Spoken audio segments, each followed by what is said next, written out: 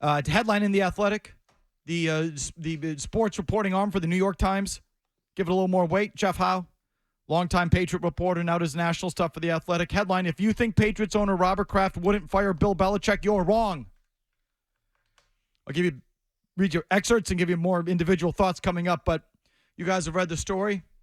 What do you make of it? Have any thoughts on it? I think it's real, and in the past, in recent years, since this has all kind of gone sideways post-Brady, I've been aligned with the likes of Chris Gasper, who say, what's the term he uses when Robert Kraft does this kind of thing? It's performative almost, or he has a term for it, but performative, I think, is the right word. Yeah, but either way, I've been aligned with him in that because I think when you hear it out of the mouth of Robert Kraft, I'm like, well, this is just him throwing red meat to pissed fans, and it's like, okay, it feels like we're going to do something. You're saying the right things, but when push comes to shove, is he really going to hold Bill's feet to the fire or maybe fire him? Probably not, and, time has proven that right. Now that it's kind of secondhand and it's sources talking, now that it's starting to feel sneaky, and when things really start to go bad, it starts to feel sneaky, that's when I really start to believe it. I think, and you read this thing, and I know you'll get to it, some of the things that stand out, the defense might be pissed. Robert doesn't like seeing other teams' highlights on his big fancy new scoreboard. Paraphrasing there and adding a little bit on that one. But, that's how the story ends. It's like, ooh, oh no, he's pissed. He's pissed, and I think he actually might do something this time. Yes. So I like to boil this sort of stuff down to the simplest thing, okay? And that is, if the owner of the team isn't going to fire the coach when they suck, then what are we doing? What are we doing? There's no accountability? So you can win or lose and just go out and play, and it doesn't matter? Like, if it has reached that point, then get out. Like, what's the point? Yeah, but they're not going to fire him now. No. I don't mean right now. I just mean in general. Like the whole idea of talking about the coach and his tenure and, is it long-term? Is it short-term? Is he vulnerable? Is he not vulnerable? Like, that's all part of the essence of what we do when we follow sports.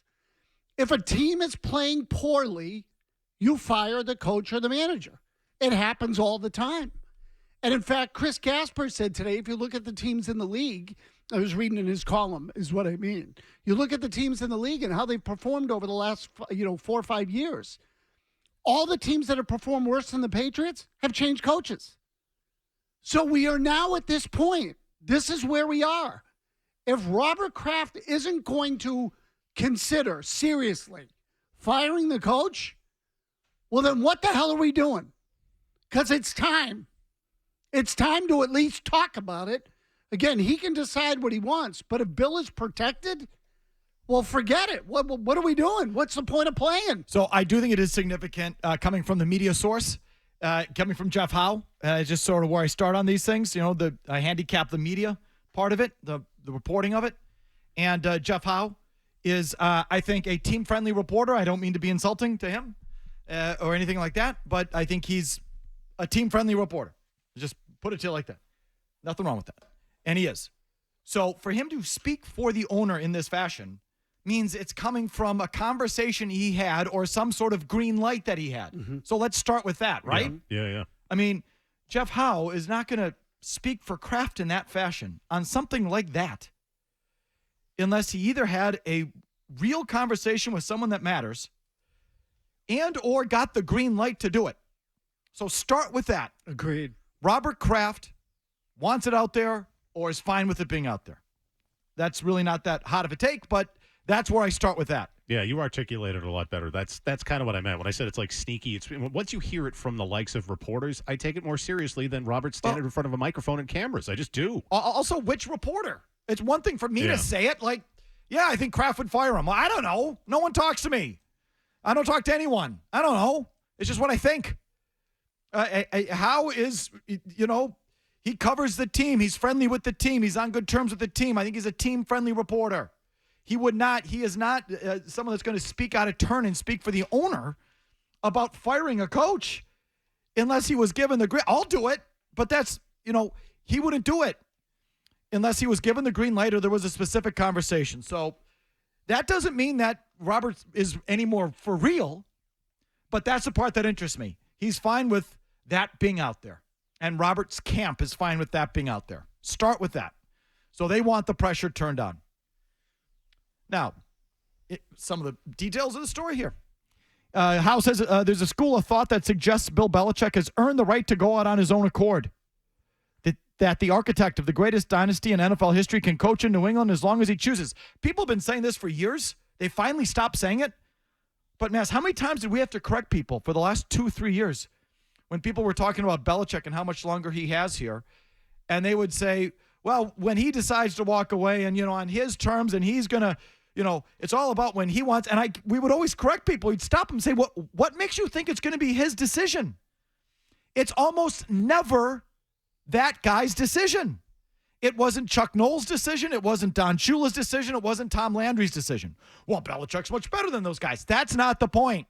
The point is you almost always get shown the door versus walking out of it on your own accord. So it was never going to be his decision unless Bill is one of the rarest of rare things.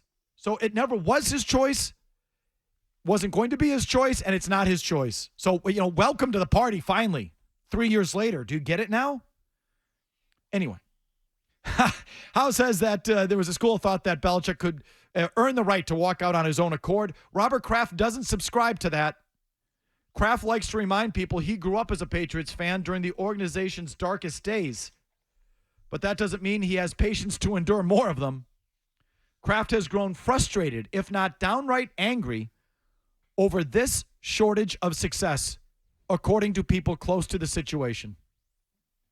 Belichick alienated Mac Jones last season, a truth so obvious around the Patriots building that Kraft became aware and had to take the temperature of the situation.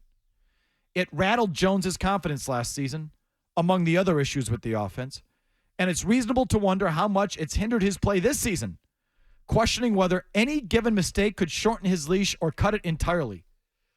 So stop there. Not only does this story put heat on Belichick from the ownership perspective, but it sort of throws a lifeline to Mac Jones, wouldn't you say? Yes, and I don't like that part of it either. I assume that's how you feel. Yeah. So I don't like that part of it either because, again, here's the other part of it that bugs me. Like, first of all, as you said, it throws Jones a lifeline. Secondly, they could have spent and gotten weapons and an offensive line. They could have done. The owner had a say in that. The owner could have very easily said to Bill, make sure you put the pieces around him. Does anything in here refer to the Patriots ranking 31st in the NFL in cash spending? No, not at all. Anything about their payrolls being at the bottom of the league for the last 7 years? No. Maybe it was in the different version or I missed it. But either way, and I don't mean to be a dick about that, but I'm just saying I think this is coming from a certain perspective, that's instructive. It's instructive in that it's coming from Kraft and his camp. It's putting heat on Bill and throwing Mac Jones a lifeline. Read into that. Project that out. Play that forward. What does that mean?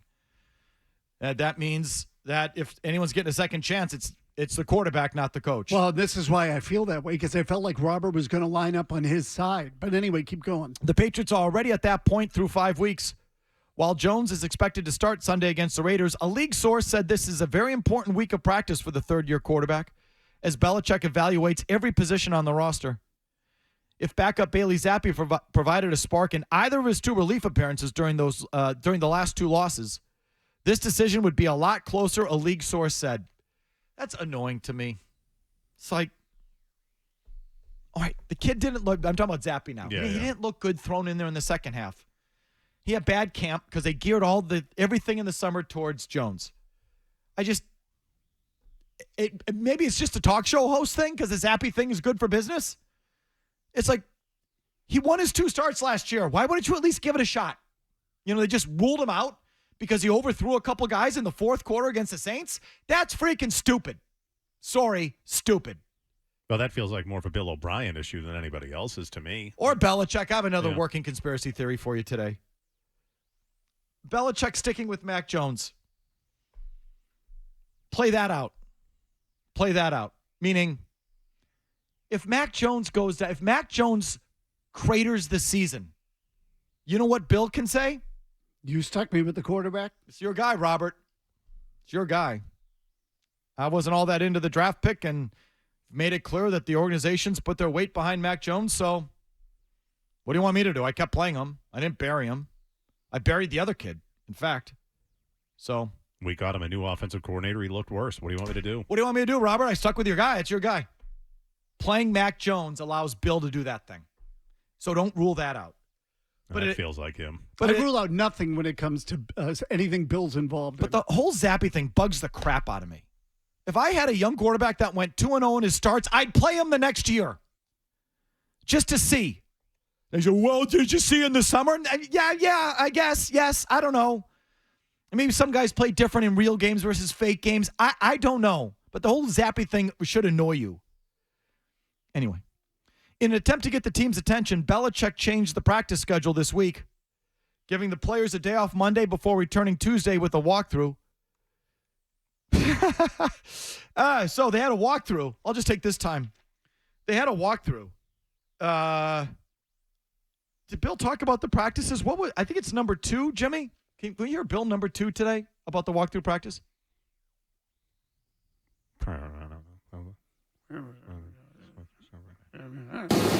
What were you able to accomplish yesterday?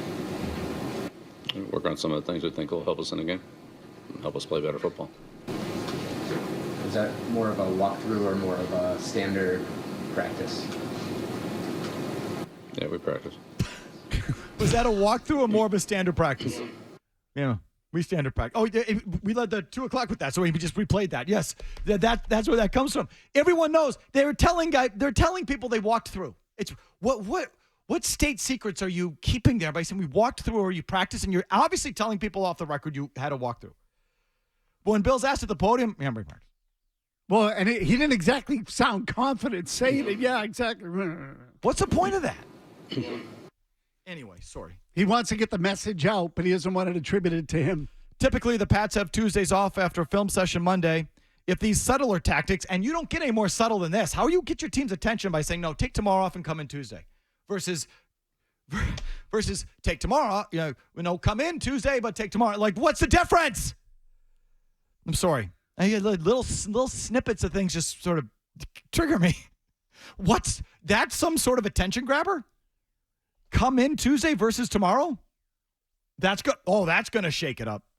I mean, it sounds like I'm yelling at Howe. I'm not. I'm yelling at Bill. It's like, well, the only way, and, bring him in Tuesday, not Monday, and then don't admit it when you hit the podium. Ooh, there, chest checkers right there, man. So the only way it would get their attention is if he said to them after the game, "Don't come in tomorrow. We're changing the schedule because I don't want to see your ugly faces." Well, that's better.